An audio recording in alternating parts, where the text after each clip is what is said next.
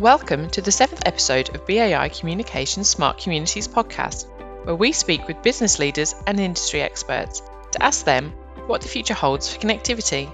In part 2 of this 2-part episode, we continue the conversation between Liz St. Louis, Assistant Director of Smart Cities at Sunderland City Council, and Paul Osborne, Chief Commercial Officer of BAI Communications UK. Liz and Paul delve further into the critical success factors, including the benefits being a smart city will provide, that form the basis of their 20-year partnership that will deliver the UK's most advanced smart city. Tell us some more about this CAL piece then. So I came up to see that so there's a parts plant at one end of the Nissan factory area, and then the Nissan factory area at the other, and then we've got these brilliant sort of 5G masts, private network built up there. So tell us more about that, Liz, and bring that to life for people. So, as you know, Nissan, has one of its homes in Sunderland, a huge car manufacturing plant there. There's a number of large suppliers into Nissan, one of them Vantec, that supplies a significant number of parts in real time into the factory. So literally tens and tens of journeys every day going back and forth from Vantec, which is next door, into Nissan. And many years ago, telling me they supply the plant for something like 4 hours of parts. That's what they keep just to maximise space in the plant for manufacturing. Absolutely. So yeah, and many years ago, somebody who was very fortuitous in the thinking built a private road infrastructure to make sure that there were no delays in terms of parts into the factory, or indeed cars out of the other end of the factory, which provided a great opportunity for us when DCMS, first presented their 5G Create funding, because what we had was a live manufacturing operation. So this isn't a test bed, this isn't a trial area. This is a live manufacturing operation, but with the safety, if you will, of a private road infrastructure. This particular route is fairly simple, so we were able to be quite ambitious in terms of automating that 40-ton truck. But the bit that 5G really came into its own was removing the safety driver through teleoperations, and that needs the low latency, the high bandwidth of 5G. You can't have a situation where you're teleoperating a 40-ton truck and all of a sudden there's buffering and the signal's not coming through. So, you need that reliability if you're going to stop that truck if it meets in unexpected situations. And so far, as you say, we've built the private 5G network. It's all been tested with a test unit. So that's been automated. That's driven the route, a test mule, and that's proven everything. And then the Terberg vehicle is now in the country and is being retrofitted in order to do the full trials in terms of using that full truck. So really exciting. But what's exciting for us is the fact that, we're looking at just one route at the moment and one truck, but the next stage is to scale that. But then other organisations up there are very, very interested in terms of more complex routes, perhaps taking cars out of the end production line of Nissan and taking those into the compound area, ready for export to the port. So there's a number of additional routes that we can consider and more complexity of routes, as well as moving into areas such as forklift trucks and automating, the driving of forklift trucks, as well as getting into the whole smart factory piece as well. So really, there's so much opportunity up there, and the plants, they're amazing in terms of what they've done with kind of digitisation of their organisations. So the real benefits for them now is to move on and to take advantage of next generation technologies, particularly around automation and smart factories. We'll talk a bit about automation there, Liz. And obviously, there's always a sort of cloud over automation, sometimes in terms of jobs. So we're talking about, automating trucks and automating car journeys and those things. I think people would take one view of that, but we've talked about this before, and the strategic view of the council is really important here. This the digital inclusion journey that you've talked about. Why we're building this, it is because automation is inevitable for these industries to be able to compete. So what Sunderland has to do is get on the front foot and make sure that digital inclusion and is really important to making sure that the workforce is skilled and higher tech and new tech. So the workforce is continually looked after. So you're taking a very holistic view of that. Absolutely, Paul. Big part of the strategy. As you say, it's inevitable. We live in a digital world. We're becoming more digital by the day.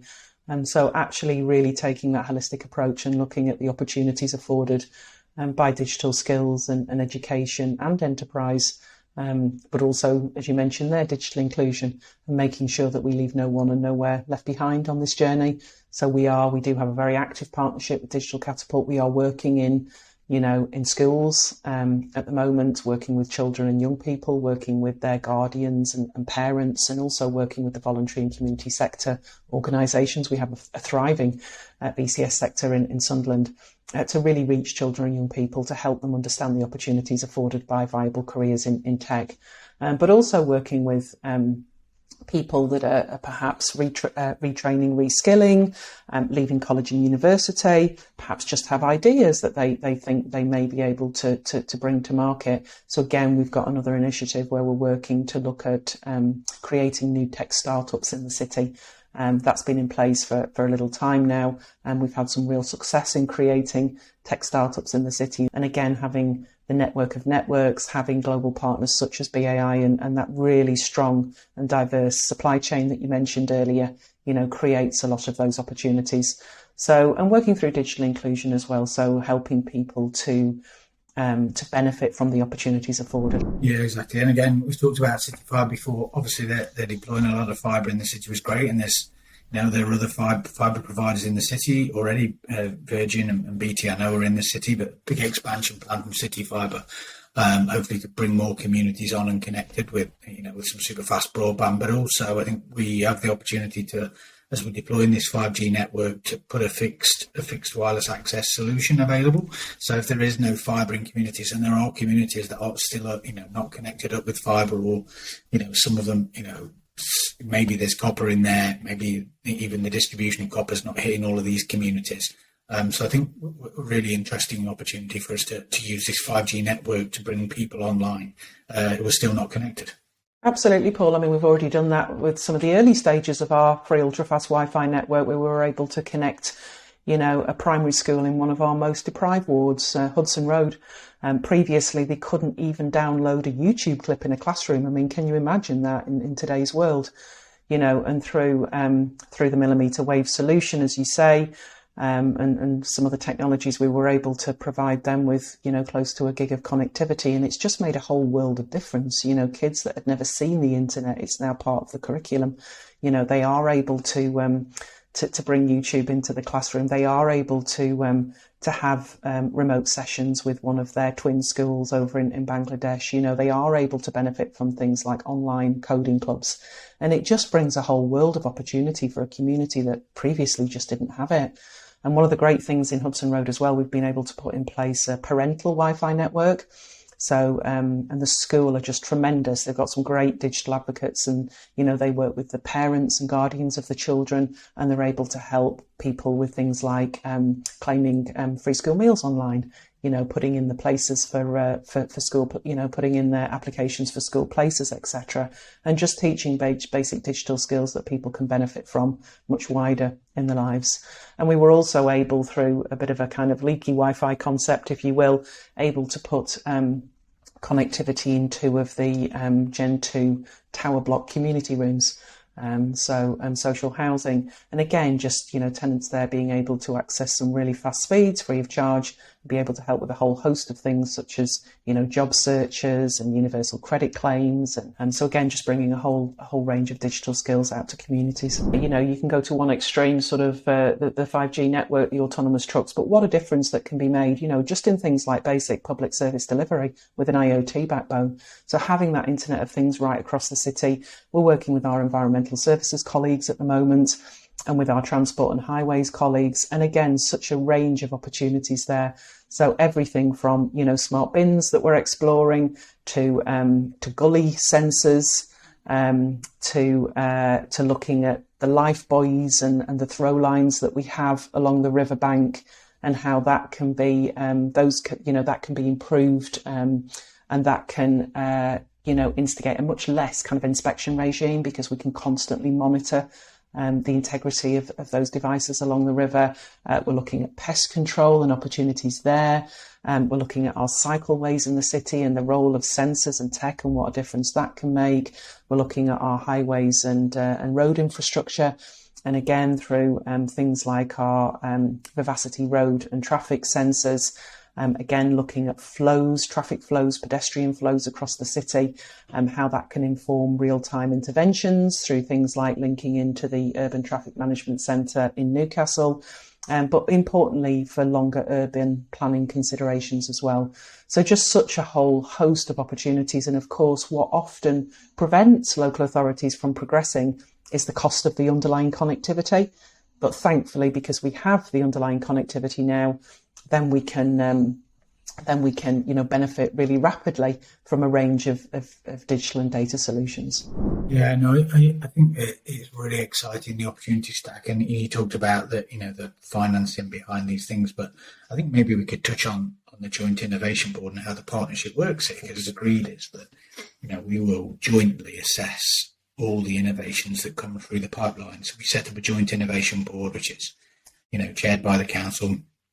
And ourselves and yourselves sit on this board, and as we develop and grow, we'll bring in some external expertise to that council as well. We're going to take a sort of homogenised view of all of the opportunities, so that it's overall profitable, so that we can occasionally do some works that are outcome only oriented, and then we'll do some works that will develop a profit for us, so we can work together and jointly. I think we've got a very clear commercial structure about how that works, and I think well played to the council, because I know I leaned into that hard to say this has to work in this way, and you leaned back just as hard saying, yeah, absolutely, we understand, because if not, we'll end up with a very short set of pilots or proof of concepts and just end up with a basket of things. And I think a number of cities have found themselves in that place, and I think that for me, that's one of the beauties of the partnership we've got. How do you see it? Yeah, I think absolutely, Paul. For us, it's not about just working in individual verticals. As you say, everybody starts somewhere, and we majored initially in a couple of those, and others are too. But for us, it's about having that network of networks, that underpinning connectivity, those foundation stones, so that we can deliver a whole range of verticals, and we can develop an all-encompassing and all-inclusive smart city, so we can serve our residents, our businesses, those that visit our city to the best of our ability. So, it may be around the health and social care agenda, it may be around the education piece, advanced manufacturing, incredibly important, public service delivery, incredibly important, but so is advanced, retail opportunities, advanced events opportunities, because it has to be that all-encompassing smart city. And if we're really going to, deliver that connected piece in Sunderland, we have to concentrate everywhere, and people coming to live, to work, to play in the city need to feel like they're in a connected city. And I hear Jubilee year, I hear a lot of events lined up for this year, Liz. Yeah, we're looking at that at the moment. So yeah, it's an important year for us in the city. We've got the Jubilee, of course, which everybody will be celebrating, but we've also got a number of big concerts. So the Stadium of Light, we've got people like Ed Sheeran and Elton John coming to the city. So a whole host of opportunities for us to start to showcase the new network of networks. As you say, it's going to be live and operational, so why not? So we're looking at opportunities around events at the moment, and just to create some fun really in the city for people. It's been a hard couple of years, so come and visit Sunderland, come experience some new things, and come and have some fun in our city whilst you're doing it. I think one of the great things, the way that we've structured the partnership as well, is that others can benefit. So whether you are the football club, whether the university, the college, the city hospitals, or whether you're private institutions in the city, everybody can benefit from the infrastructure that we're putting in. And I think one of the great things about that infrastructure, because we're building a lot of the core technologies with a number of the players that you mentioned earlier, Paul, that others can benefit at a lower cost, it's fair to say, because we start to benefit from economies of scale. So this has been a whole city deal, although, Sunderland have kind of been the front and central point of getting this to fruition. It has been done with all of our partners in mind. And we're starting to see that now. We're talking to a number of those partners, as you know. And again, that's really important in terms of building out the networks, allowing people to benefit from the opportunities. But again, as we come across the innovations, so many people can share the same challenges. for many of us in terms of running big institutions, in terms of taking care of things like parking strategies or waste management strategies, etc. So we discover, the benefit of technology in one area, and then others can share from that, very much so. Yeah, I was talking to Chester King, who's bringing the FA equivalent of esports into the city as well. So again, that's really exciting. The new arena that's hoping to pop up in the city in the next couple of years there as well. So I think there's so much whole city kind of inward investment coming in, and growth and new development for the city, and all really exciting. Very exciting, and all of them will be able to benefit from the economies of scale of these networks that we're jointly putting in. You talked about the IoT accelerator. Do you want to give us a quick sort of view of what that is and what that looks like? 'Cause that's quite interesting, I think, for other cities to think about. Yeah, again, Paul, we can't let this, significant opportunity of having this network of networks live in the city by the summertime. And we have some great organisations that we work with in the city, and across the voluntary and community sector, but also the North East BIC and Sunderland Software City. And we want to work with people in the city to really look at how startups can benefit from the networks that are going in. So the accelerator is there just to do that. So it's about bringing together the fact that we do have these networks, we do have global players and partners, and such a strong and diverse ecosystem of people to support and help new businesses. But also we have a growing demand as well from within the council, but from within other organisations in the city. And that provides us with a unique blend, really, a unique recipe to really be attractive to people wanting to come into this space. So the idea is we're going to put out a call, we're going to work across a whole different number of sectors of folks in Sunderland, and we're going to appeal to people that may want to come and join an accelerator programme. We'll provide some initial kickstart funding for that. We'll provide the networks. We're looking at providing some kind of sandbox arrangements for people to experiment with new tech. We'll be looking at mentorship from BAI and wider, and really help people bring new products and services to market. Great. That's brilliant. I'm really excited about that one as well. There's so much going on, but I think that could be really interesting for us to really try some new stuff and bring some new innovation in there. So very, very excited about that. Just changing the pace up a little. Tell me, what is the biggest challenge that we're facing right now? And then just roll that forward. How does, long term, what do you think the biggest challenge we face is?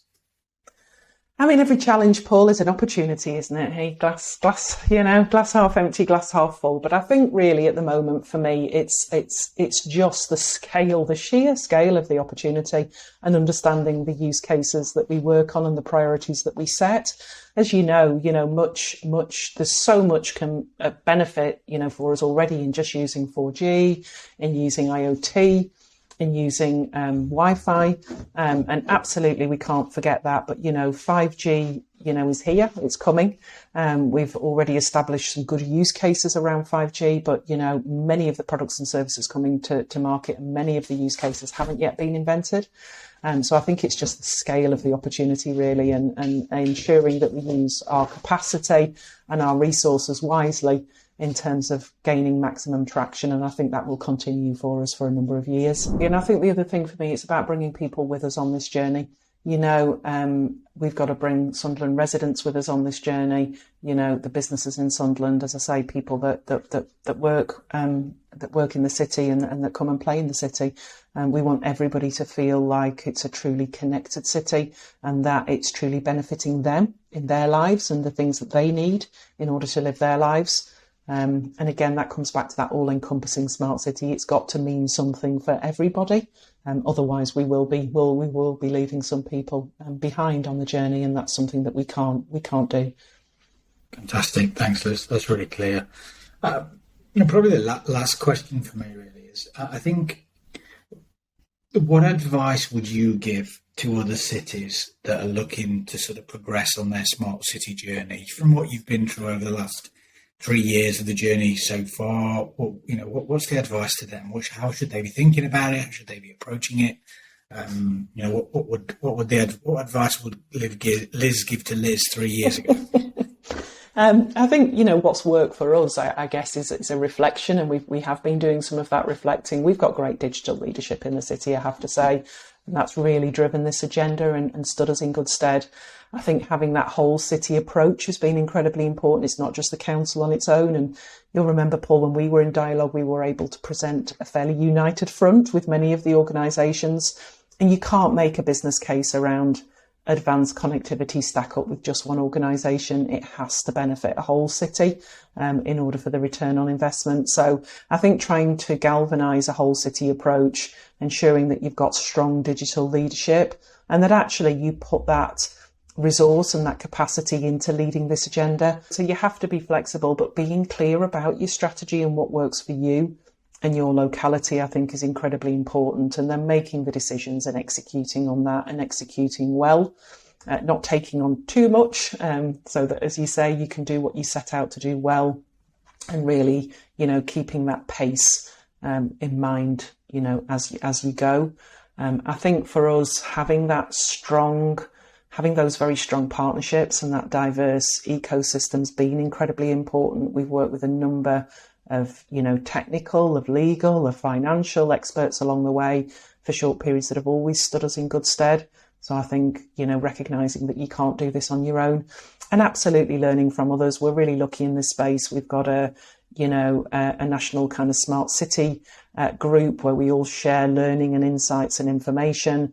DCMS and UK 5G present a whole host of opportunities for people to share and learn from each other. So I think just being really open-minded and learning from others as well as we go. I think that's a great summary of where we've got to. Thank you for your time this morning. Really interesting conversation, and thank you for the partnership. BAI is delighted to work with the council. Every day it brings us a new opportunity, something new to work through. But I think we've worked in a great spirit of partnership throughout, challenging each other and supporting each other. And I think that's a great combination to set us out for the long term. Yeah, no, likewise, Paul, a great start. We're 5 months in. I'm worrying now that we've only got 19 years and 7 months to go. It's like, we've got to go faster. We've got to go faster. But then that's not the end of it, as we know. It'll be 20 years and hopefully into the next 20 years. I mean, somebody else will be at the helm taking that on, I'm sure. Certainly in it for the long term. That's for sure, Paul. Brilliant. Thank you, Liz. Great to speak. Yeah, likewise. Bye for now.